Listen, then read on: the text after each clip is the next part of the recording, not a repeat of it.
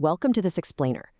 Every single day, humanity generates literally quintillions of bytes of data.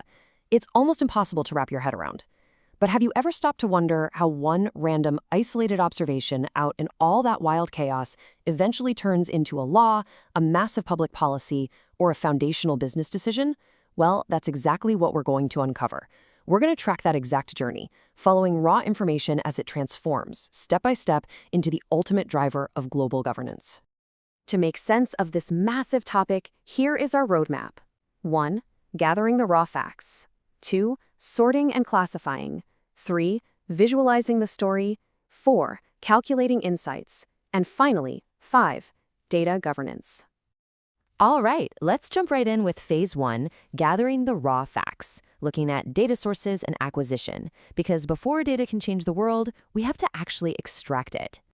So data is essentially born in one of two ways. It's either primary, meaning first-hand information you go out and collect directly for a very specific purpose, like running a field survey, or it's secondary, which is pre-existing data that you repurpose. Think of things like published academic papers, financial records, or a government census report. But to actually get your hands on this information, you need structure. Researchers use a wide range of methods to acquire facts. This scales all the way from deploying self-reported mass surveys and setting up highly controlled experiments, right through to modern digital harvesting, which involves automatically scraping unstructured data directly off web platforms and databases.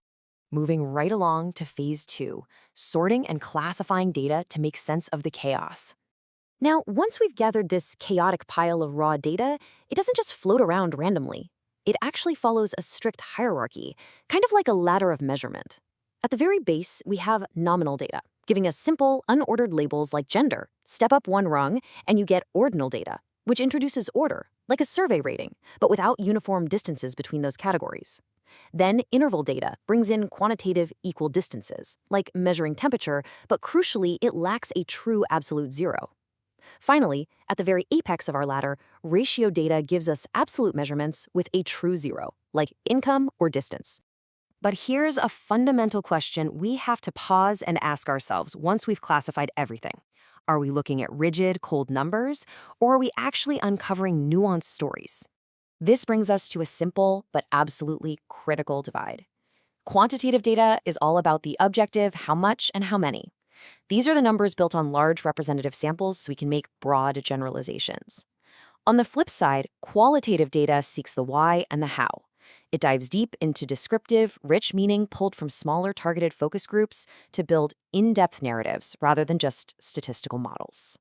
Okay, Phase 3, visualizing the data story through graphical representation. Let's see what happens when we convert all these complex tables into something intuitive. A really crucial concept to grasp here is the histogram.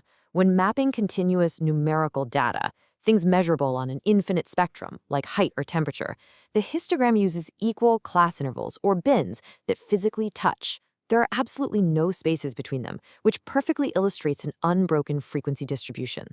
Now contrast that continuous, unbroken flow with a standard bar chart. With a bar chart, you have distinct physical gaps between the rectangular bars, and those gaps are there for a reason. They represent discrete, categorical data.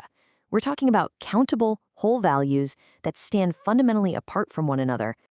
And if we want to move beyond distributions to visualize proportions relative to a whole, we use things like pie and donut charts. By mapping components out of a strict 100% or 360 degrees, it instantly highlights a category's exact weight and proportional distribution within the entire ecosystem.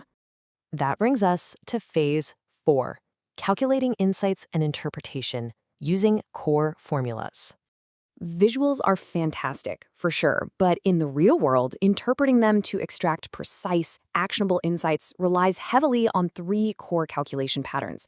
Whether you're taking a competitive exam or doing high-level analytics, it all comes down to speed and accuracy with percentage changes to track growth, averages to establish baselines, and ratios for proportional conversions.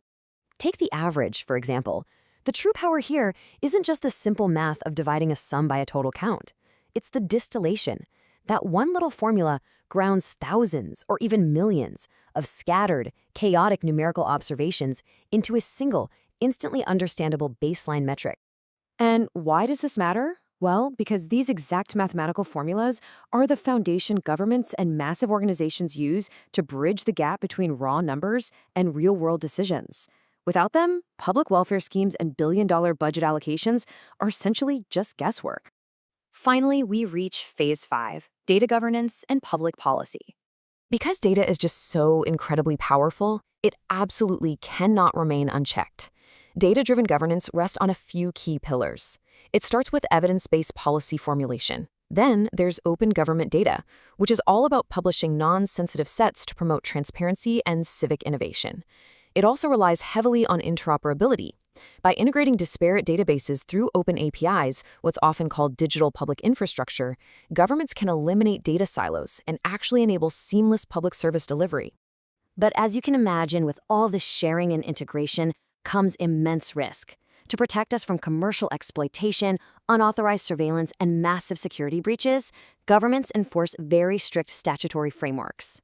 Laws like the GDPR globally or the DPDP Act in India are specifically designed to safeguard individual citizen privacy, firmly grounding all this academic data theory into harsh legal reality. So let's take a breath and recap this incredible journey.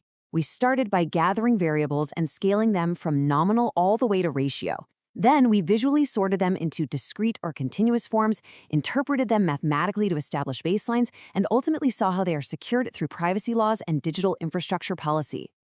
We've seen how a single isolated data point basically grows up to change the world. But as we wrap up this explainer, I want to leave you with one final provocative thought. In a society where absolutely every public policy and private decision is driven by harvested information, who is ultimately governing your personal digital footprint?